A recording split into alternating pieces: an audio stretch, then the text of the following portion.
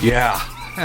Ooh, there's an interesting piece of music just leading into there. The track is called Animals Like Us, and what an appropriate piece for this. Let's pick up now. We're left off at Jonathan Gentry after he talked about animals in Planet of the Apes Part 3. Let's pick it up from there, from August 20th on the Gary Russell program. The whole country is watching us act like Planet of the Apes Part 3. Okay, where's Hollywood when you need it? I'm going to be honest and give you the cold facts. Where's Hollywood when you need it? Because there's Planet of the Apes going on right now. Let's get it together, black folks. Let's change our ways. Until this all comes forward, we need to chill and relax. Okay, out here acting stupid and acting like Curious George on Red Bulls ain't helping. Ain't helping. I don't support that. I don't support that. My kid looking at TV like, what's going on over there? What in the world? A girl walking down the street with TVs and underwear on. What is that? It's embarrassing as black people. Let's stop marching and let's just change. Okay, that we shall overcome nonsense. Let's get it together. I'm still waiting for us to overcome. Okay, now it's 50 plus years ago. Round and round in circles ain't working anymore. God bless you all. Keep moving forward as a nation, as a people. Yeah, Jonathan Gentry. He says it like it is, folks. I'm telling you. I mean, he makes a lot of sense, you know, when you really think about it.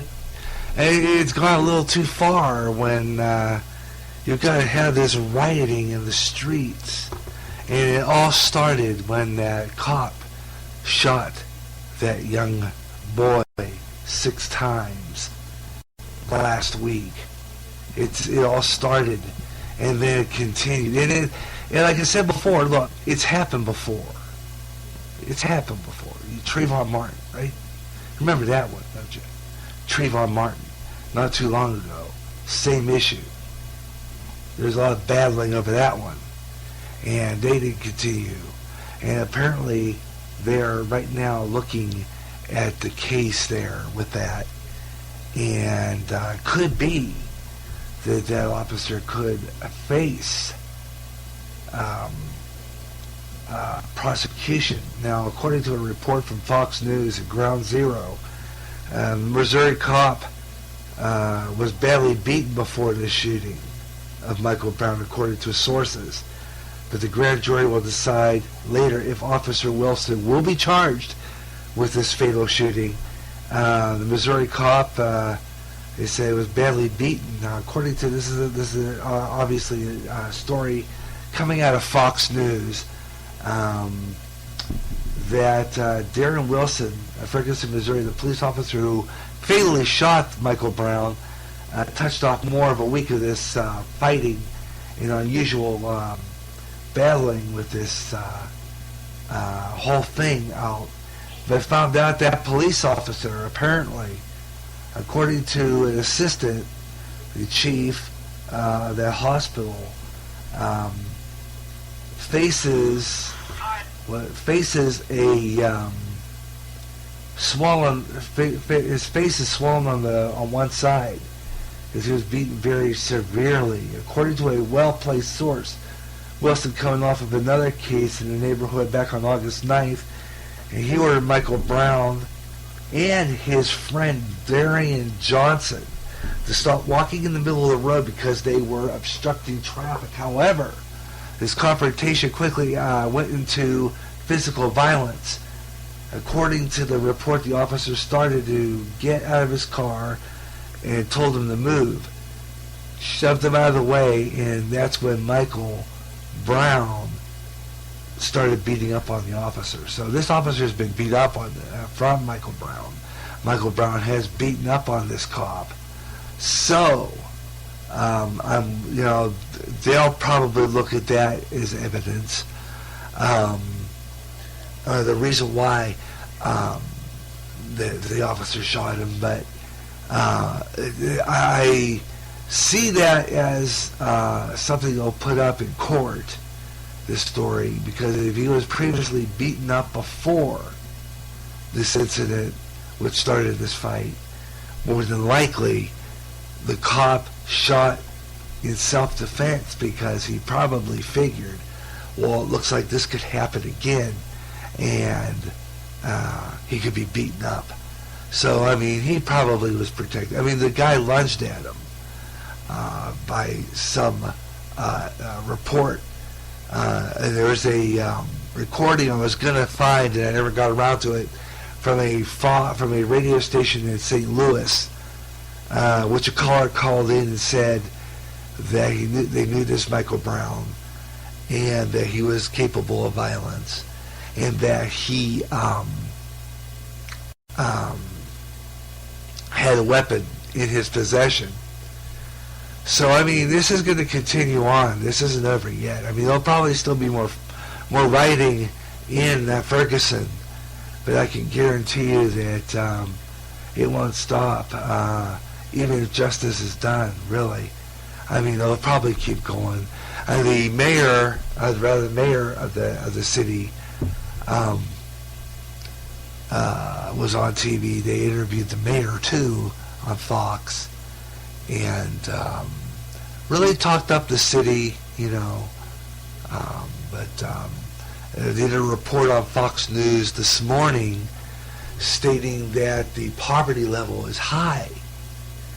It never used to be, but it was predominantly white back several years ago. And then in the 80s, the city of Ferguson, a suburb of St. Louis, and that is from last August here on the Gary Russell program. Our next segment comes out of that same show, I believe, August 20th, when I actually got my first response. Someone asked me how it was going to be like. What was, you know, someone asked me that question about if it's going to go on.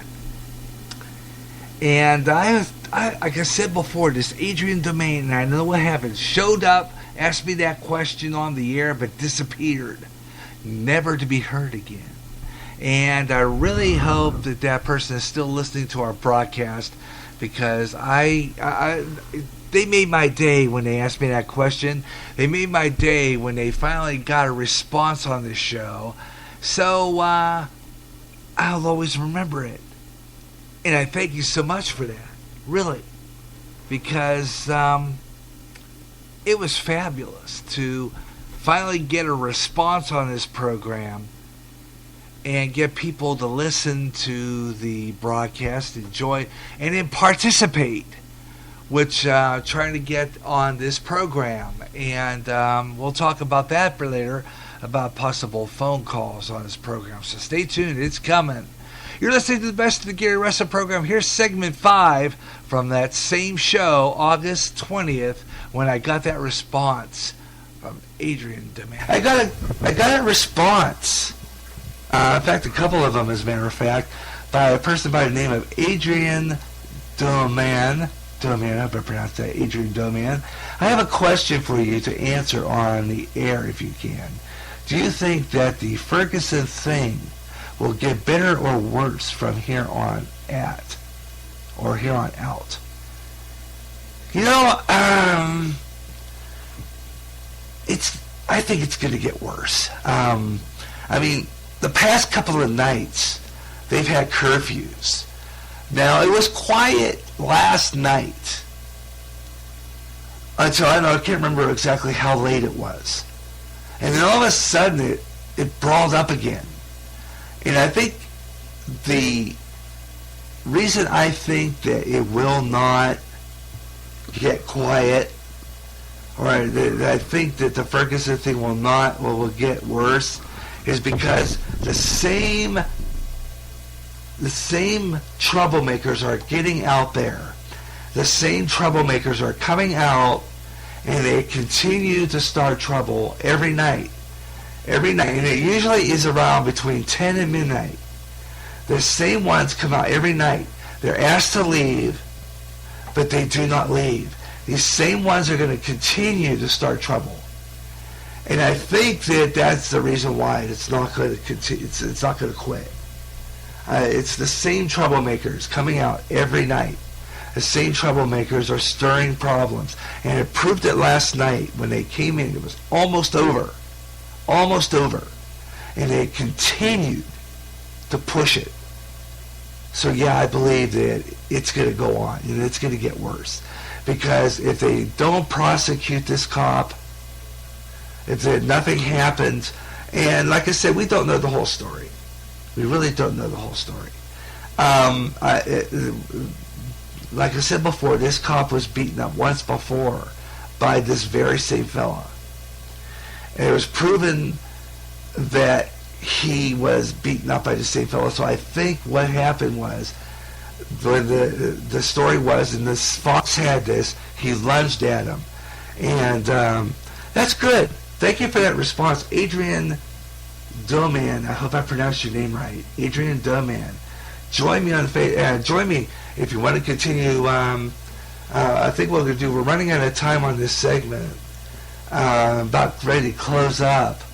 But I'll tell you what, stick around. I will post you at the end of this show. Send me your email. I said, my name is Gary Rustin, GaryJ65, yahoo.com. And as a matter of fact, I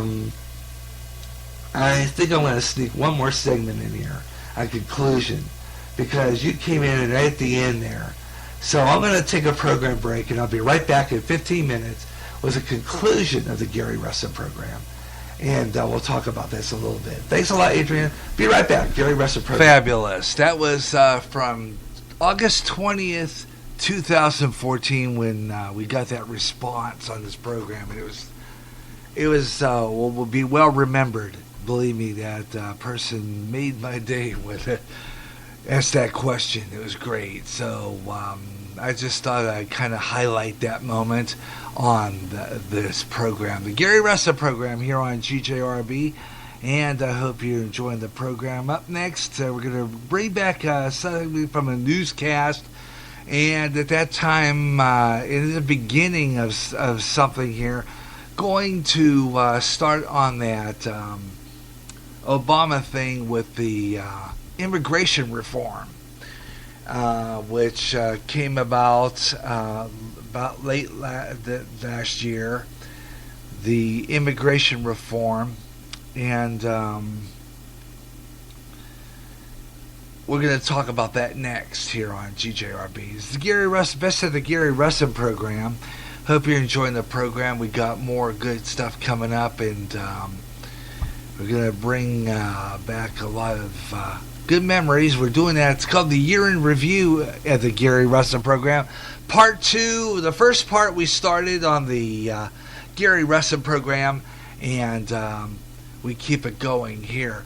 And here's another memory from GJRB's Gary Rustin program. And a homework assignment at a D.C. public school angered some parents when the students were required to write an essay comparing former President George W. Bush to Adolf Hitler. The parent made a copy of the assignment instructing the students to draw examples from text and to fill what they call a Venn diagram with similarities and differences between the two men. The parents asked that their name not be known, but said they called the school office to complain and told the assignment was part of the school's curriculum and was approved by the school system. The teacher said that the 6th grade class was studying the Holocaust and the Iraq War. The parents said, quote, "I think trying to compare Adolf Hitler to an American president is just not right." The parent went on to say, "I don't agree with Mr. Bush on his policies, but that was over the line." Once again, Chick-fil-A in the news. A principal at a California Ventura's high school prevented a football boosters club from selling Chick-fil-A sandwiches for fears that people might be offended by it. Now, how lame is this?